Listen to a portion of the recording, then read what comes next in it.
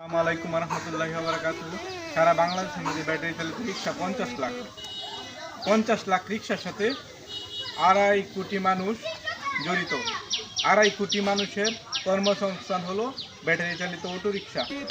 তো আপনারা যারা অটো রিক্সা ব্যাটারি চালিত গাড়ি তুলে দিতে বলেন, তুলে দেওয়ার পক্ষে, তো এই 2.5 কোটি মানুষ কি আপনার বাসায় গিয়ে উঠবে? আপনাদের কাছে প্রশ্ন রাখলাম। আর যদি ব্যাটারি চালিত রিক্সার সমস্যা হয়, হাইওয়েতে চলা নিষেধ বা মেইন রোডে যাইতে পারবেন না, এর বিষয়ে আপনারা একটা আইন করেন, ওইখানে আসতে জরিমানা বা মামলা হবে। ওইগুলো না করে আপনারা ডাইরেক্ট দাবি উঠান যে অটো রিক্সা নিষিদ্ধ। মানে বাংলাদেশ গরিব রাষ্ট্র, এটা ইউরোপ কান্ট্রি না। বাংলাদেশ গরিব রাষ্ট্র, এটা ইউরোপ কান্ট্রি না।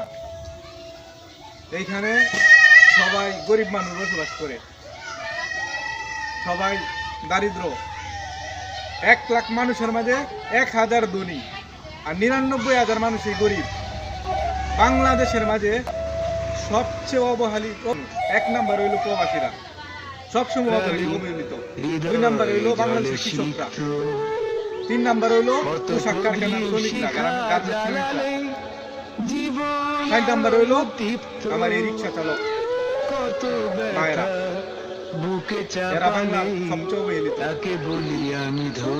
বাংলাদেশ শুধু সরকারি কর্মকর্তাদের জন্য, বাকিরা সব ভাড়াটিয়া। ধন্যবাদ।